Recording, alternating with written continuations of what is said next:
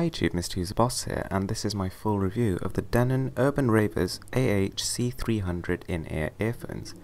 So these things are kind of an interesting product. So they're actually been released in 2012, so these have been out for actually over 2 years now.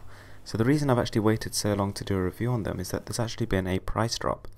So these earphones were very high end when they were released. They actually came out at around $250, that was the RRP, and they can now be had for about $50. So are they worth that price? So as you can see, it comes with a really nice box. It instantly feels premium. The whole packaging was super nice. In fact, it was one of the best packages I've ever opened for a pair of earphones. The included accessories are also very thoughtful. You get a 6.5mm output jack, some foam, as well as some silicone ear tips, and you also get a climbing rail so you can actually attach it to sort of a belt or a buckle or anything like that. So yeah, that's really thoughtful of them, and the case is absolutely awesome. Right, so taking a look at the bottom of the earphones, we have a 90-degree gold-plated headphone jack. So this is pretty standard, but nonetheless this fits all of our requirements. As you can see, it has a kind of like an angular look, and this is present throughout the whole of the earphone's design language, and I have to say I've pretty much fallen in love with it. So the cable is quite nice. It makes a minimal amount of cable noise, but there is just a tiny bit. It kind of looks like it's pleated, but it's actually just a smooth plastic, similar to most other earphones, just of a higher quality. So, taking a look at the earphones themselves, they are really big. In fact, I'd say these are the biggest earphones I've ever actually come across, and that is basically just to house these massive bass drivers. So these earphones are totally focused on bass, and they give off a very aggressive design language, and I guess that can kind of convey the sort of way they sound. So as well as being big, you can actually see that they look really nice. They're actually quite futuristic, modern, and somehow still minimalistic.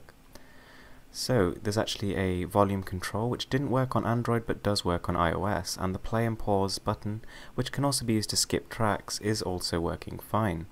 I'd say the position is a little bit sort of jarring, but after a bit of use you do get used to it, and it's not a big deal, but I think some slightly more protruding buttons would have been better. So as you can see, the build itself is kind of a little bit of a letdown. You know, at a $250 price point you would be expecting something a little bit more premium. You can see all the seams of the plastic, and to be honest, it doesn't feel particularly heavy or like a luxury item.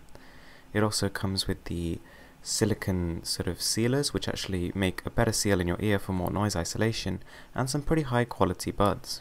So the sound isolation is surprisingly good. I'd say that these are one of the best I've ever tried in terms of the amount of noise they block out. I'd say with music playing around 30–40%, about 90% of the ambient noise is dissipated. So that is really good. Now the sound quality itself, there is a serious emphasis on bass here, so if you are a bass head, I think you'll absolutely love these. So there's plenty of detail here, but it is at times overwhelmed by the incredible bass, but again, you're not going to buy these if you were looking for a neutral pair of earphones. So music does sound very good in this. It kind of makes you want to move, which is, I suppose for all intents and purposes, a good thing.